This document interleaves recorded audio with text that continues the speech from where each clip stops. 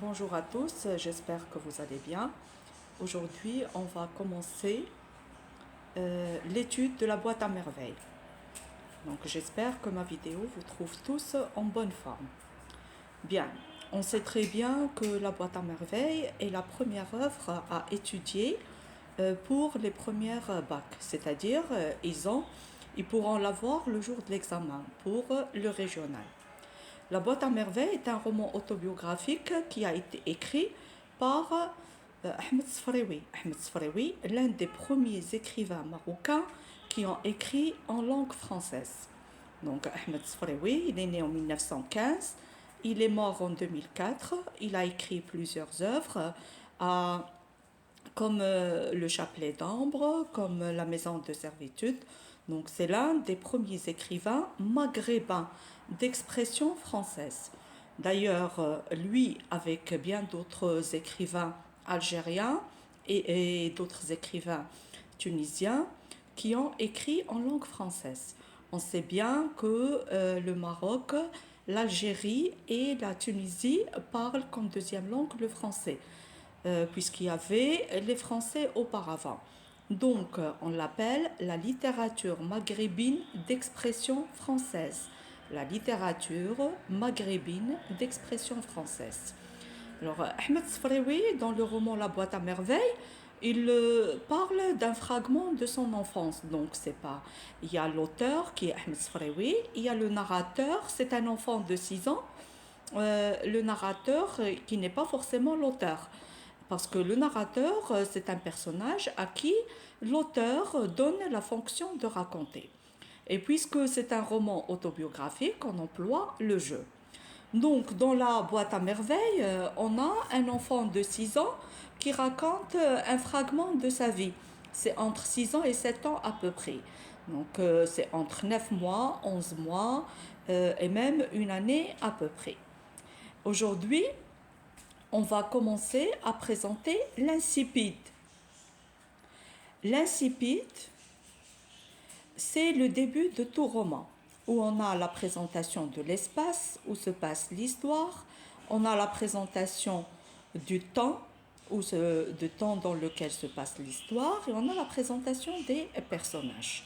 Donc je commence à vous lire les 2 premiers paragraphes et on passe à la suite.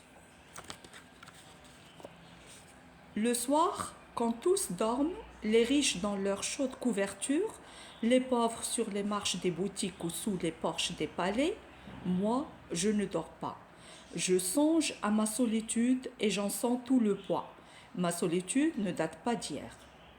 Je vois au fond d'une impasse que le soleil ne visite jamais un petit garçon de 6 ans dresser un piège pour attraper un moineau, mais le moineau ne vient jamais. Il désire tant ce petit moineau. Il ne le mangera pas. Il ne le martyrisera pas. Il veut en faire son compagnon. Les pieds nus sur la terre humide, il court jusqu'au bout de la ruelle pour voir passer les ânes et revient s'asseoir sur le pas de la maison et attendre l'arrivée du moineau qui ne vient pas.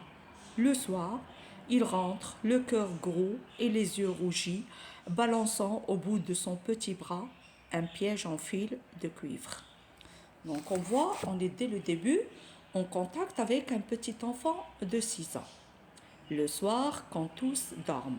Quand? Le soir. Et il parle de lui-même. Moi, je ne dors pas. Donc on a un enfant qui ne dort pas. Un enfant qui ne dort pas un soir. Et déjà ici, on a je songe à ma solitude. Alors ce sentiment de solitude ne va pas laisser le narrateur enfant du début jusqu'à la fin. Il ne va pas le laisser. Durant toute l'œuvre, tout le roman, l'enfant va souffrir de la solitude, quelle que soit la situation. Quelle que soit la situation, heureuse ou malheureuse, il est attaché, la solitude l'envahit. La solitude ne cesse de l'envahir. Donc, on a l'emploi du présent. Et quand il y a l'emploi du présent, il y a l'intervention du narrateur adulte. Donc, on a ici un narrateur adulte. Je vois au fond d'une impasse que le soleil ne visite jamais un petit enfant. Donc un narrateur adulte qui prend de la distanciation de l'enfant pour faire revivre au lecteur ces moments passés. Pour faire revivre au lecteur ces moments passés. Pour rapprocher un petit peu ce passé. Je vois. Donc il y a une distanciation entre le narrateur adulte et le narrateur enfant. Il se rappelle de cette enfance triste, de cette enfance qui souffre de solitude. Et là, on a la situation spatio-temporelle. L'espace dans une impasse, donc ils habitaient une impasse, une ruelle qui n'avait pas d'accès, et quand le soir. Alors le désir de cet enfant, c'est de chasser, d'attraper un moineau, mais il n'y est pas arrivé. D'où sa solitude et sa tristesse. Donc il souffre. Il souffre du fait de ne pas pouvoir attraper le moineau, ce moineau qui tarde à venir, comme tous les enfants qui cherchent à jouer.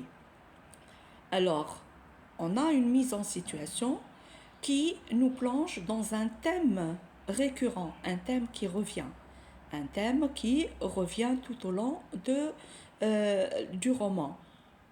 Et puis, on a l'emploi du jeu. On a l'emploi du jeu dans un premier temps, donc c'est un roman autobiographique où le narrateur raconte une partie, un fragment de sa vie. Et puis, on a l'emploi du présent. Un présent, dont ici c'est le narrateur adulte qui intervient pour nous rapprocher de ce passé, pour nous faire rapprocher. Et ici, il est en train de se rappeler de ce passé qui lui faisait tant mal. C'est la première partie de l'incipit. Et puis, on passe à la deuxième partie où il nous décrit Dar Chouafa. Dar Chouafa, c'est la maison qu'il habitait. Et cette maison était connue par Dar Chouafa. Nous habitions Dar Chouafa, la maison de la voyante, effectivement au rez-de-chaussée. Donc, au rez-de-chaussée habitait une voyante de grande réputation. Des quartiers les plus éloignés des femmes de toutes les conditions venaient la consulter. Leur maison était reconnue par Dar Chouafa parce qu'elle est réputée. Elle avait de la réputation. Et les gens venaient la consulter de loin. Et elle occupait tout le rez-de-chaussée. Donc ici, on plonge un petit peu dans la culture marocaine de l'époque et qui existe même maintenant. Les gens qui consultent les voyants, les fraies, les chouafas. Et d'ailleurs, on va en revenir par la suite. Il ne s'agit pas de tante Kenza la chouafa. Ici, il s'agit encore de bien d'autres. Il s'agit d'un sanctuaire, un marabout, ce qu'on appelle en arabe Sid, un marabout, un sanctuaire, c'est-à-dire il s'agit d'un autre voyant qu'on va voir par la suite. Donc, on est passé ici du narrateur adulte au narrateur enfant. On est passé au récit, un récit descriptif. Le narrateur va employer, en plus du passé simple, l'imparfait. On sait très bien que l'imparfait, c'est le temps de la description par excellence.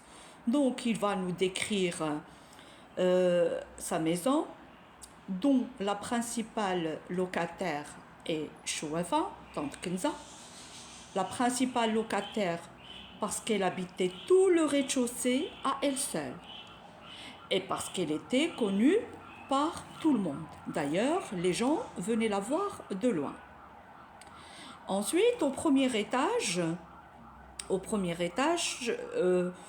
il y avait Rahma. Rahma, qui est une voisine et qui occupait une pièce du premier étage.